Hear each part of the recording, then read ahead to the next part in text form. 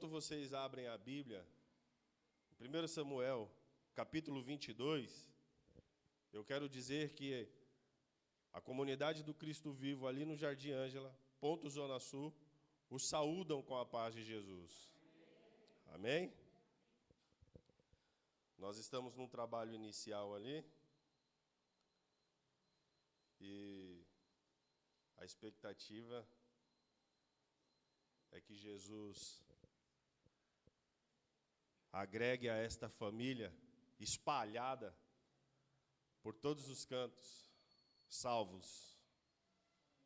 Assim como Ele tem agregado os eleitos aqui com vocês, desta região, o Senhor vai agregar a nós ali os eleitos daquela região do Jardim Ângela. Amém? Acharam? Amém? Diz assim, vou ler na NVI.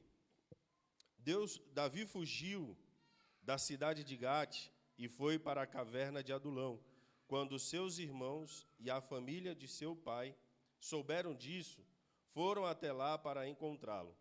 Também juntaram-se a ele todos os que estavam em dificuldades, e os endividados e os descontentes, e ele se tornou o líder deles. Havia cerca de 400 homens com ele.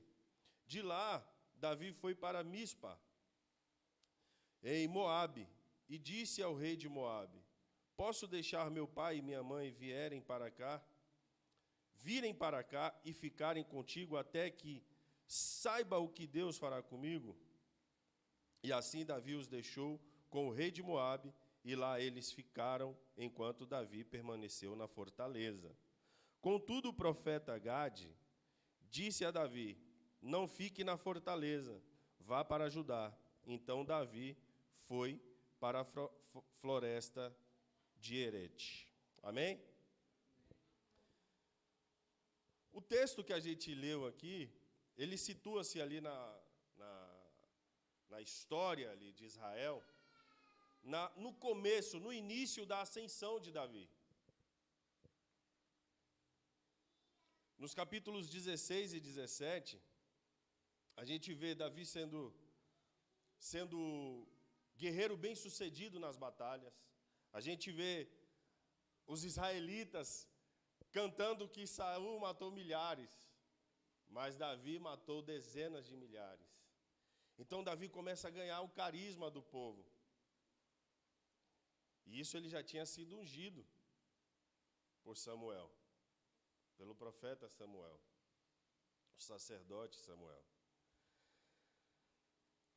E dos capítulos 18 a 31, a gente passa a acompanhar o declínio de Saul.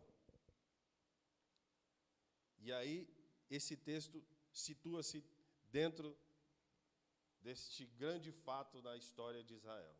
A ascensão de um rei e o declínio do outro. A ascensão de um que ainda não tinha assumido o trono e o declínio do outro que estava perdendo o trono. E a gente conhece quais foram os motivos de Saul ter sido rejeitado por Deus.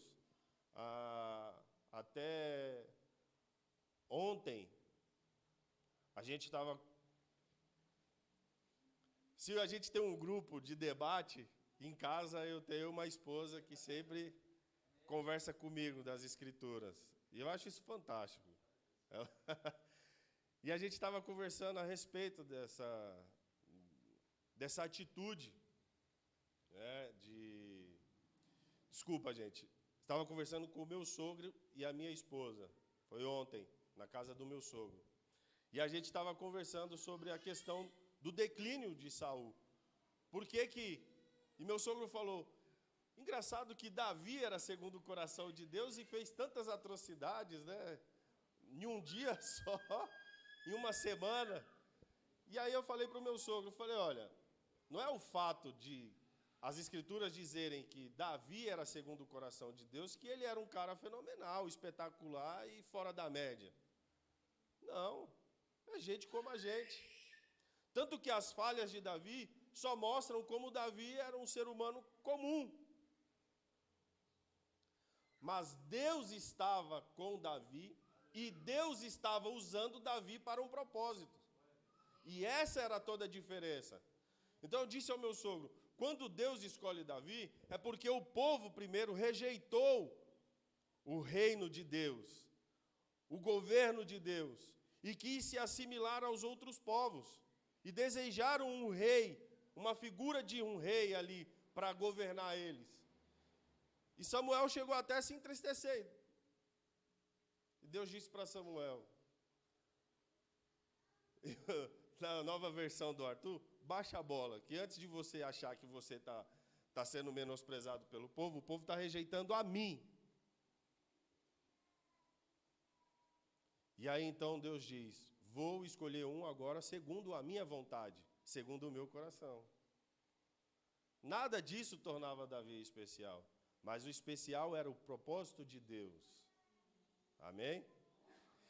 E aí nesse texto aqui a gente vai ver o propósito de Deus em relação a essa estadia segura, este local de refúgio que Davi encontrou ali em Adulão, em uma caverna.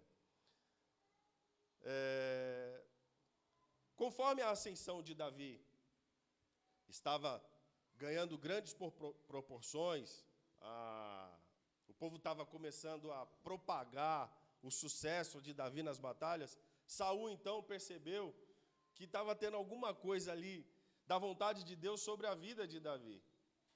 E então ele começa a pensar que Davi ia tomar o trono, porque ele recebeu do próprio Deus através do profeta Samuel que ele foi rejeitado como rei.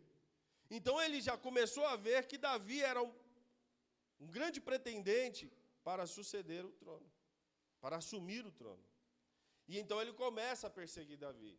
E Davi, por temer a Deus, pelo menos nessa parte, pelo menos nessa parte, por temer a Deus e temer aquele a quem Deus constituiu como governante do povo, Davi não atentou mal algum contra o rei Saul. Por isso ele fugia, por isso ele não encarava, por isso ele não enfrentava o rei, por temer os propósitos de Deus e por aguardar aquilo que Deus iria fazer através da sua vida. Ele não foi apressado. Ele não deu um jeito como Sara quis dar, debaixo de uma promessa de Deus de que eles teriam um filho e que esse filho seria o start para esta grande nação. Sara deu um jeitinho de encurtar o caminho através da sua serva. Não, Davi aguardou. Mesmo sendo ungido rei, Davi aguardou. Porque ele confiava que Deus faria tudo e ele não precisaria dar o jeitinho dele. Amém? Então ele foge. E dos locais que ele foge é para a terra inimiga. Antes dele chegar à caverna de Adulão, Davi passa pela terra dos filisteus, aonde ele tinha matado o melhor guerreiro dos filisteus, aonde ele tinha matado milhares de soldados nas guerras contra os filisteus. Davi agora passa por lá. E o rei da Filístia acha aquilo até maravilhoso, porque ele tem um guerreiro sensacional passando pelas terras dele. E havia boatos de que Saul não estava feliz com Davi. Mas o conselho do rei de Filístia, dos filisteus, falaram, não fica com esse homem aqui. Isso é um homem em perigo para a nossa nação. E Davi se faz de doido e dá no pé. Eu estou fazendo um caminho aqui para a gente chegar na caverna.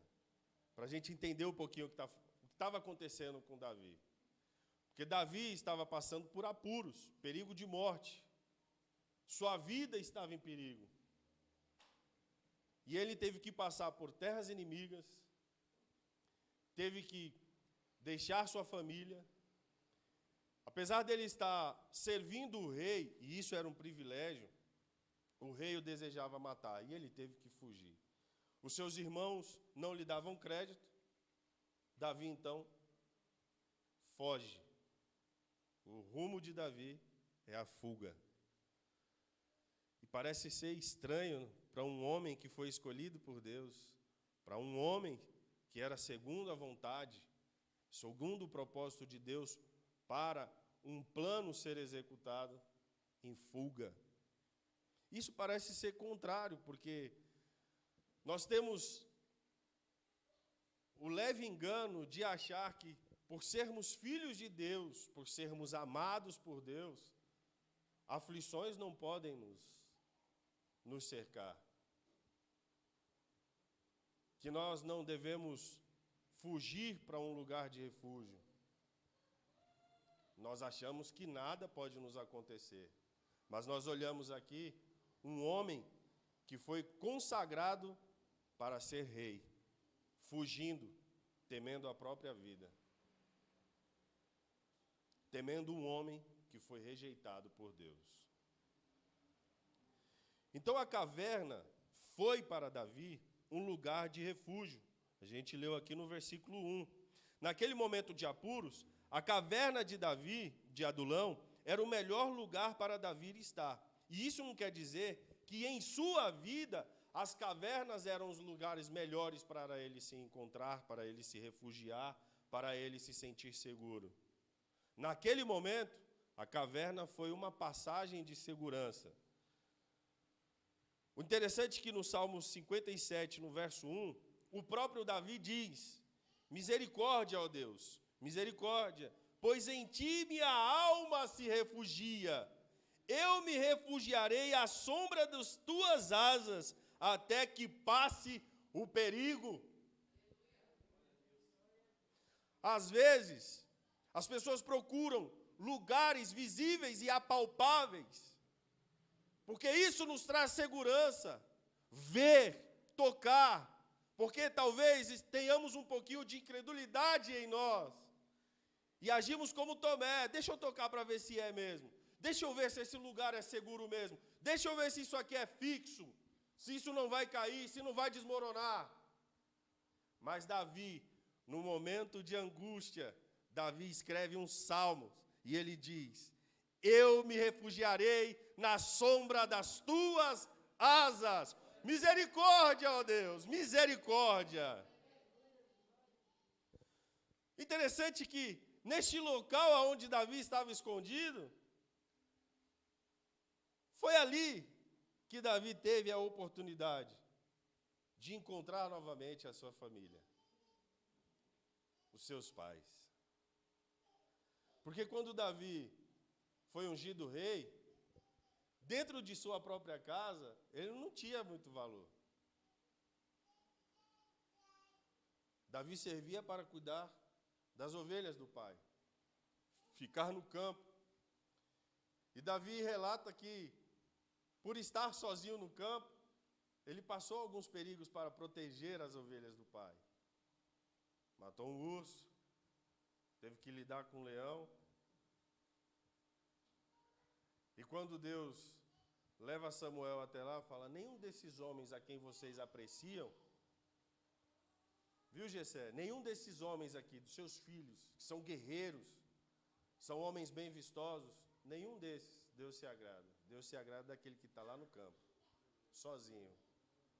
Parecia que era comum a solitude na vida de Davi, mas talvez ali ele já estava sendo preparado para ser um homem rodeado de pessoas que necessitasse de alguém maduro para trazer uma palavra de sabedoria e para solucionar a causa do povo, que dependia daquela figura visível de um rei.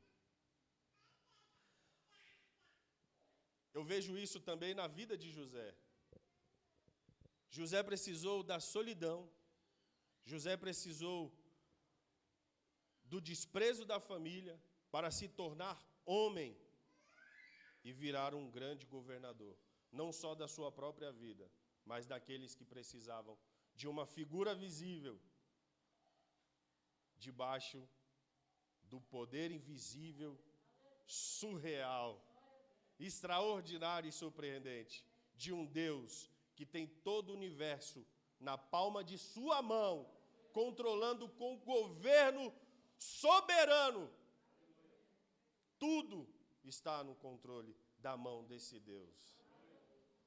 É esse Deus aqui, você está aqui agora, prestando um momento seu, da sua vida, do seu domingo, para adorá-lo e ouvi-lo falar através da sua palavra, para que vocês tenham esse refúgio, esse refrigério, naquele que é, sobre todas as coisas, o Deus do impossível.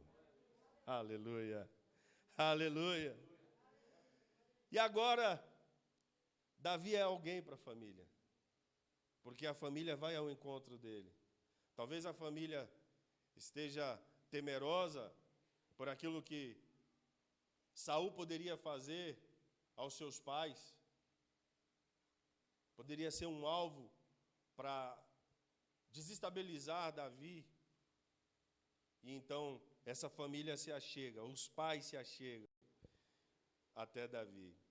E eu acho interessante que em Samuel 17, 28 e 29, diz que o irmão mais velho de Davi, quando viu Davi ali, se perguntando para os soldados, né? Porque Golias estava deixando todo o exército de Israel, um homem deixando todo o exército de Israel apavorado. E o rei, então, devia estar escondido debaixo de uma mesia na sua tenda, acuados. E quando Eliabe vê, um dos irmãos mais velhos de Davi, vê Davi curioso, querendo saber o que estava acontecendo ali, ali a gente vê o desprezo que Davi tinha de sua família. A sua família não o queria bem. E nós temos como segurança, como alguém para se espelhar, a figura do irmão mais velho. Nós temos isso. Tanto na nossa cultura, como biblicamente. Romanos 8 diz que o propósito de Deus é que todas as coisas cooperem para o nosso bem, para sermos semelhantes ao primogênito dele. Em outras palavras, a sermos semelhantes ao nosso irmão mais velho, Jesus Cristo. E aqui Davi não tem essa figura, porque o seu irmão diz para ele: por que você está aqui? Com quem deixou aquelas poucas ovelhas no deserto? Sei que você é presunçoso e seu coração é mau. Você veio para ver a batalha. E disse Davi: o que fiz agora? Será que não posso nem mesmo conversar? O pessoal implicava com ele. E aparentemente os pais não faziam nada. Os pais talvez tinham essa atitude de deixar Davi no campo para não ter aquele problema entre irmãos dentro de casa. Agora nós temos a família de Davi indo ao encontro dele. Nós vamos chegar lá, porque o tema da mensagem é lições na caverna de Adulão. E nós vamos procurar entender o que a Bíblia pode nos ensinar através desse pequeno texto aqui, para nós, na nossa vida, no nosso dia a dia, exercermos esse grande aprendizado aqui hoje. Foi na caverna que também Davi teve um encontro com pessoas aflitas, sem esperança, endividadas.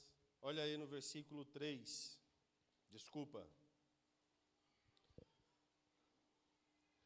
Olha aqui no versículo 2. Também juntaram-se a ele todos os que estavam em dificuldades, endividados e os descontentes.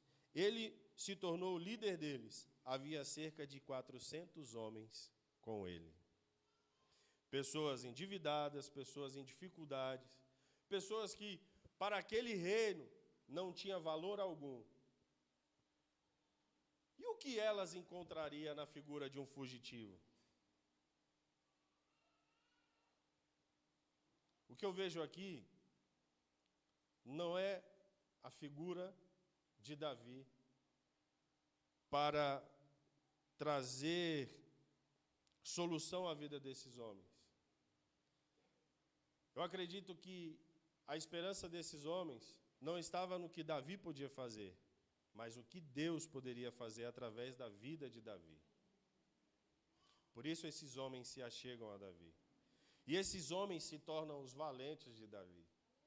Esses homens endividados, esses homens com dificuldades e descontentes, esses homens se tornam valentes para um propósito. Valentes para um propósito. Davi aproveita este momento, então, de dificuldade. Davi aproveita, então, esse momento de aperto, de apuros, para refletir. O que ele diz ao rei de Moabe? Deixe que meus pais fiquem aqui, até que eu vou esperar para ver o que Deus vai fazer comigo. O que Deus vai fazer através dessa situação. É isso que ele diz ao rei de Moabe. E é nesse momento de dificuldade, aonde Davi para refletir, aonde Davi, na caverna de Adulão, estava a pensar as coisas que estavam acontecendo na sua vida. Davi escreve o Salmo 57 e o Salmo 142. E eu quero ler com vocês, antes da gente tirar as lições desse texto. Salmo 57.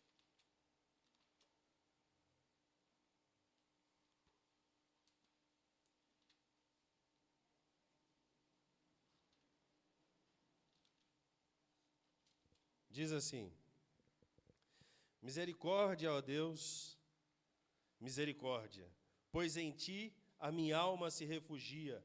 Eu me refugiarei à sombra das tuas asas, até que passe o perigo. Clamo a Deus, clamo ao Deus Altíssimo, a Deus que para sempre cumpre o seu propósito. Deus dos céus, Ele me envia a salvação, põe em fuga os que me perseguem de perto. Deus envia o seu amor e a sua fidelidade. Estou em meio a leões ávidos para devorar. Seus dentes são como lanças e flechas. Sua língua é espada afiada. Sê exaltado, ó Deus, acima dos céus, sobre a terra esteja a tua glória. Preparem armadilhas para os meus pés. Prepararam armadilhas para os meus pés. Fiquei muito abatido. Abriram uma cova no meu caminho, mas foram eles que nela caíram. Meu coração está firme, ó Deus. Meu coração está firme. Cantarei ao Senhor de instrumentos. Acorde minha alma, acordem harpa e lira. Vou despertar a alvorada. Eu te louvarei, ó Senhor, entre as nações. Cantarei teus louvores entre os povos.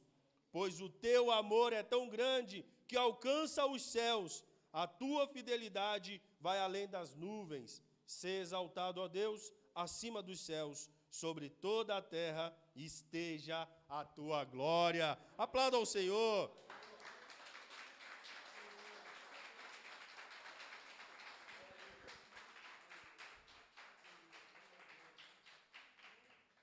Nesse salmo, então, a gente vê que não é a caverna o lugar de refúgio. Mas Davi deixa bem claro que Deus é o seu refúgio e a sua fortaleza, socorro bem presente na hora da angústia. E esse salmo é lindo demais. Só que Davi não fica por aqui. Davi, no momento de tristeza, no momento de perigo de morte, Salmo 142. Deus nos ajude a fazermos salmos, louvores a Ele, no momento das adversidades da vida. Olha o que ele escreve. Se você vê na sua Bíblia aí, está dizendo que é um poema, quando ele estava na caverna. Verso 1: Em alta voz clamo ao Senhor, elevo a minha voz ao Senhor, suplicando misericórdia. Derramo diante dele o meu lamento, a ele apresento a minha angústia. Quando o meu espírito desanima, és tu quem conhece o caminho que devo seguir. Na vereda por onde ando, esconderam uma armadilha contra mim. Olha para a minha direita e vê, ninguém se preocupa comigo. Não tenho abrigo seguro, ninguém se importa com a minha vida. Clamo a ti, Senhor, e digo: tu és o meu refúgio, és tudo o que eu tenho na terra dos viventes. Dá atenção ao meu clamor, pois estou ainda muito abatido. Livra-me dos que me perseguem, pois são fortes, mais fortes do que eu.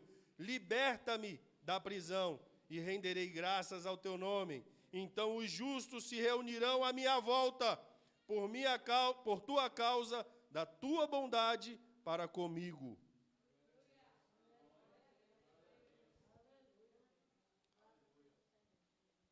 Homens endividados, descontentes, em aperto. Davi os chama de justos. Davi os chama de justos. A primeira lição que a gente tira nesse texto. Às vezes, nós nos refugiamos em uma caverna por acharmos que ali ficaremos seguros. Mas nós devemos confiar no Senhor. Então, a primeira lição é: o nosso refúgio, a nossa fortaleza é o Senhor, nosso Deus.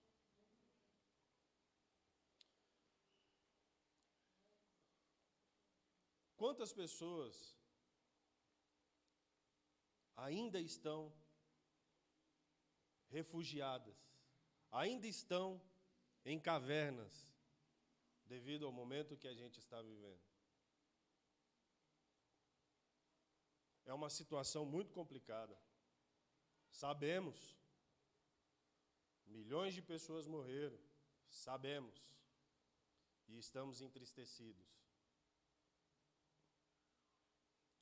Mas muitas pessoas, e eu digo cristãos, se abateram e estão no caminho, ficaram no caminho, se perderam no caminho. Porque talvez a segurança dessas pessoas não seja o próprio Deus. Talvez o refúgio, e eu não estou aqui menosprezando a atitude, e não estou aqui falando mal dessa atitude. Isso é natural de qualquer ser humano. Perder a esperança, perder o foco, perder a fé. Mas muitas pessoas do nosso convívio, que faziam parte do corpo de Cristo, tinham fortalezas como caverna de Adulão. E não era a caverna que era o lugar seguro de Davi. Pois o profeta Gade diz para ele: sai dessa fortaleza aí. Essa fortaleza aí não é o lugar para você ficar. Vai para Judá.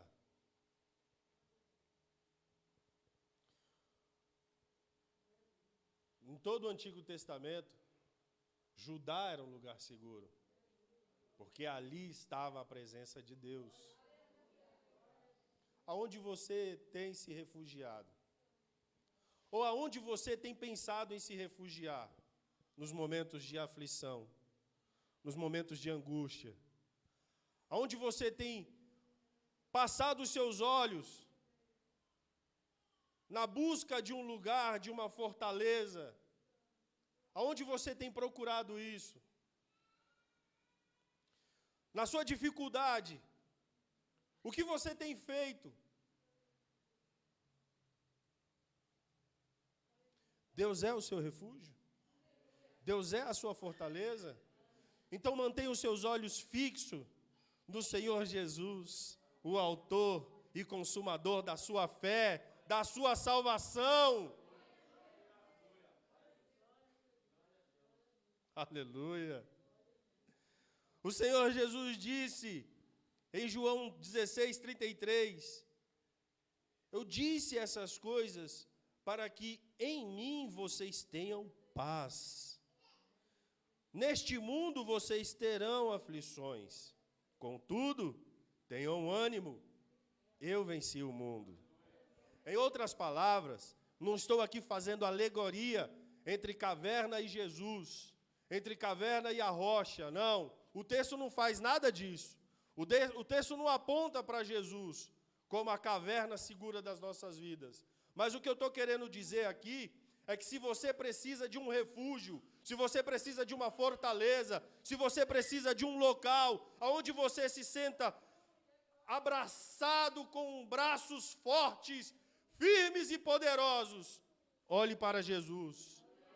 Jesus não é uma caverna, mas é uma rocha inabalável.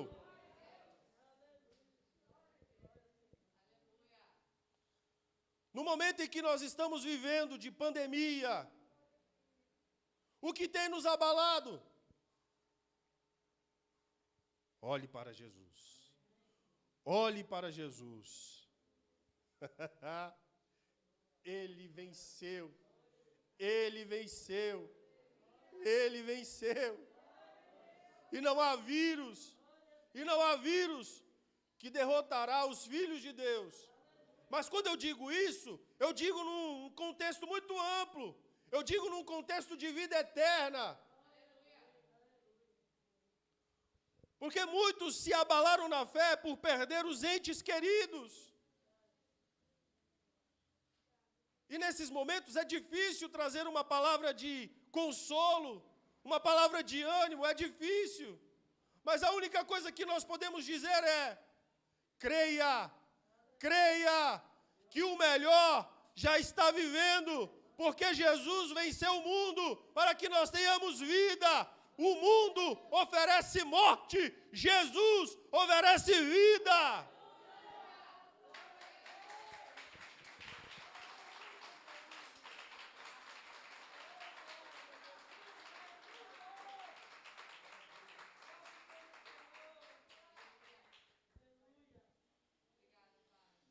A segunda lição que a gente tem aqui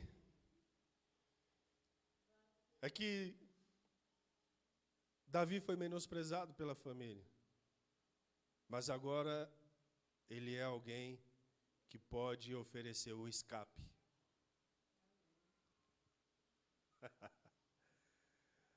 Davi foi deixado no campo, agora Davi é alguém que oferece segurança.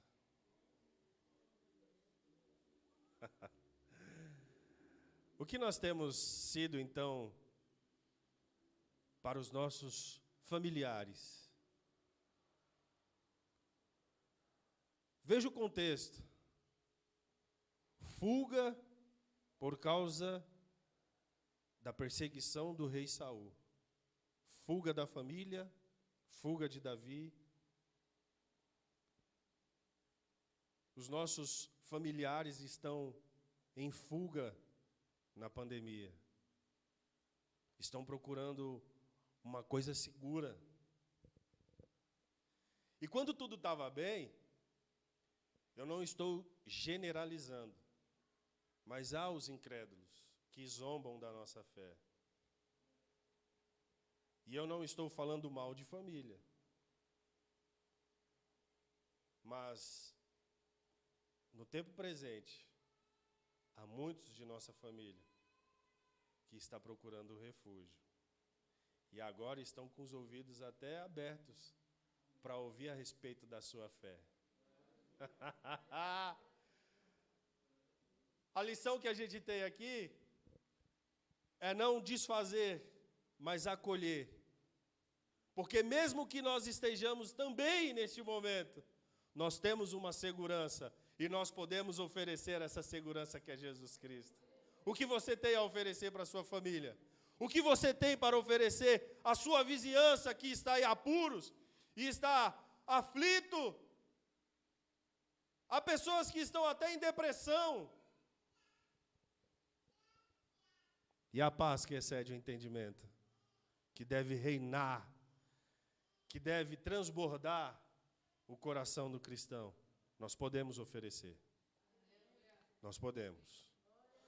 Ah, mas pastor Arthur, você não está entendendo. Nós estamos acuados. É a própria palavra que diz que as portas do inferno não prevalecerão. O que dirá um vírus? Não estou dizendo que nós devemos tentar o Senhor nosso Deus, mas dentro das medidas de prevenção, nós podemos avançar. Nós podemos oferecer refúgio e fortaleza, Jesus Cristo, a essas pessoas. Nós podemos oferecer esperança. Nós podemos oferecer, então, paz. Mas nós devemos estar firmes na rocha inabalável, Jesus, o Cristo. Davi foi isso para a sua família. O que nós seremos? O que estamos sendo?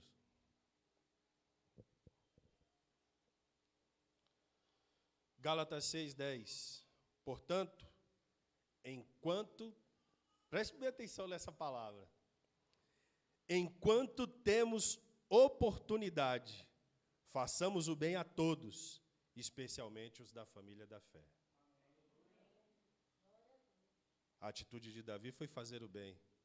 Rei Moabe, cuide da minha família, enquanto eu fico esperando para ver o que Deus vai fazer comigo. Jesus Cristo, o que eu posso oferecer através da minha vida para testemunhar a segurança, o refúgio, a fortaleza, a cura, a dádiva da vida que o Senhor é? O que eu posso oferecer?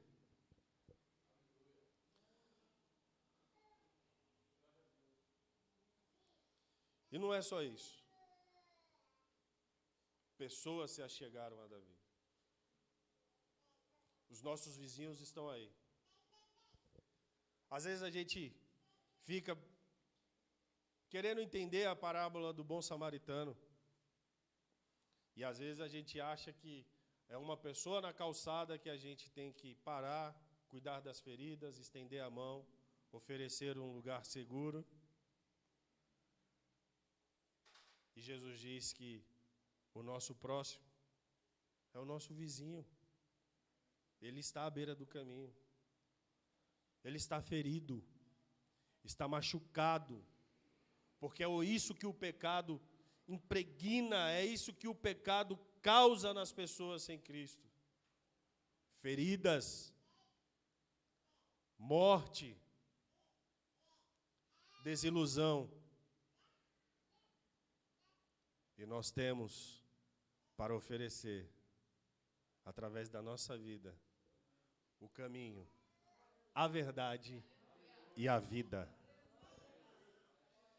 Essas pessoas que se chegaram a Davi eram endividadas, sem esperança, em aperto, em apuros, e se tornaram homens aptos para o reinado de Davi.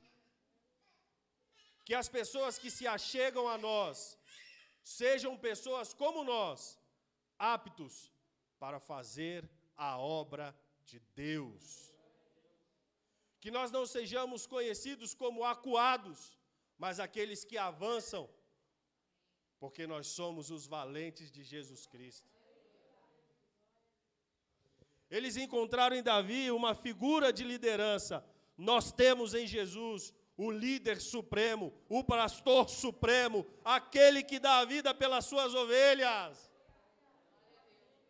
Aquele que pega sem esperança e o faz ter esperança. Aquele que te pegou sem vida e te deu vida. Aquele que se achegou até você e lhe deu tudo o que o Pai planejou, salvação.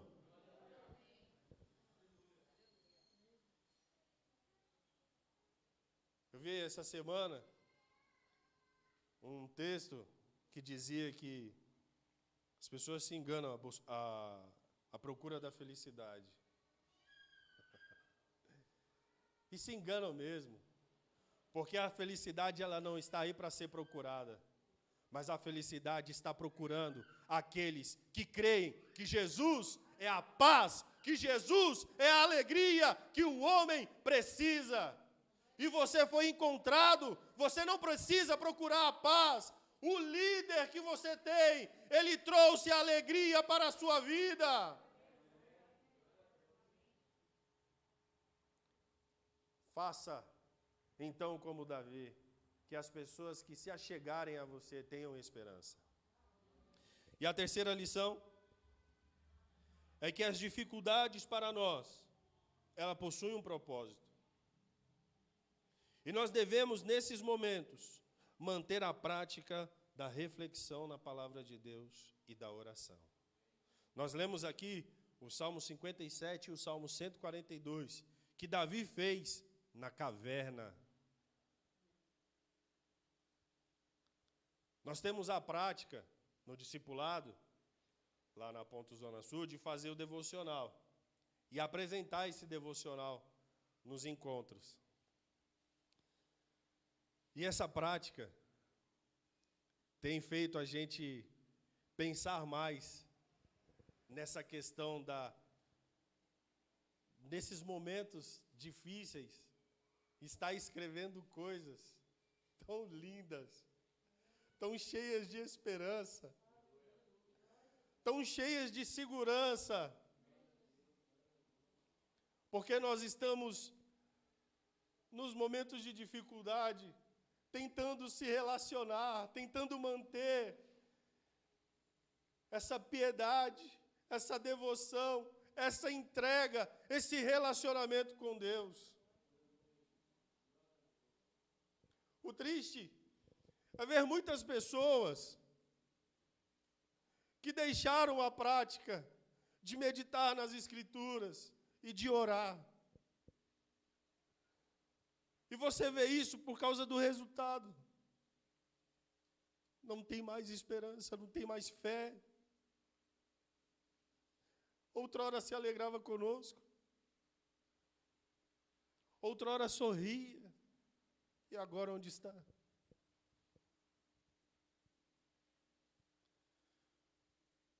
Paulo escreve aos Romanos capítulo 5. E Tiago escreve à igreja dispersa naquele período, para nós termos motivo de alegria. Paulo diz que quando você passa por tribulação, é para você ter o caráter aprovado. E ter o caráter aprovado te traz esperança.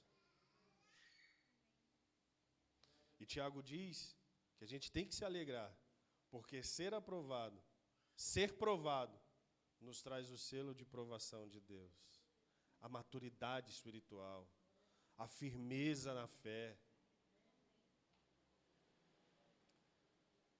Mantenha a sua vida devocional em dia. O próprio Salmo 1 diz que é bem-aventurado aquele que medita na lei do Senhor de dia e de noite. São como árvores plantadas à beira do rio, produzem frutos. Sabe qual foi o fruto de Davi? Na caverna de Adulão? 400 guerreiros que fizeram diferença nas batalhas.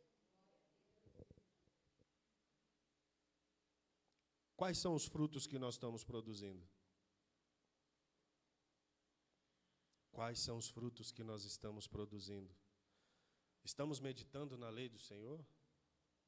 Estamos mantendo a nossa vida de meditação nas Escrituras e de oração? Estamos, então, plantados à beira do rio? Estamos sendo regados pelo rio de águas vivas? Estamos dando frutos? Familiares, vizinhos, amigos, na comunidade local? Então a caverna nos traz grandes lições, não porque a caverna em si tem vida, mas as circunstâncias da caverna. E Deus nos ensina o seguinte: permaneça. Permaneça na oração, na meditação da palavra, porque você vai dar frutos. Pessoas endividadas, pessoas sem esperança, a sua família, sua vizinhança, se achegará a você e verá que você tem alguma coisa para oferecer. Você não vai ser como a figueira, que Jesus procurou fruto e não tinha, mas você vai ser alguém que, mesmo sendo poldada, que a poldação pode ser as circunstâncias difíceis da vida, né? Vocês darão frutos melhores para a glória do nosso Senhor. Sentado mesmo, eu quero orar por você. Pai querido e santo, nesta manhã, eu quero pedir ao Senhor que o Teu Espírito, que nos foi dado, a pedido do Senhor Jesus Cristo, esse Espírito que nos auxilia, esse Espírito que nos ajuda, esse Espírito que nos consola, eu quero te pedir, Pai, que Ele venha nos animar novamente, que Ele venha nos ajudar a olhar para Jesus, desejar Jesus e querer oferecer Jesus em nós e através de nós, Pai. Que nós possamos, no auxílio do Espírito Santo, permanecer nos momentos difíceis, na leitura da palavra, na oração, e manter essa comunhão com a rocha inabalável que é Jesus. Porque a caverna de Adulão nem existe mais, mas Jesus permanece para sempre. Jesus permanece para sempre. E é isso que eu quero em nossas vidas, a permanência de Jesus em qualquer circunstância, para a glória do Senhor e para que vidas sejam salvas, para que 400 pessoas não continuem entristecidas, desacreditadas, endividadas, mas que elas se achegam a Jesus e creiam que a dívida foi paga e que a vida foi restaurada, porque Jesus foi, é e será para todo sempre o nosso Senhor, o dono da nossa vida. Deus abençoe vocês, em nome de Jesus.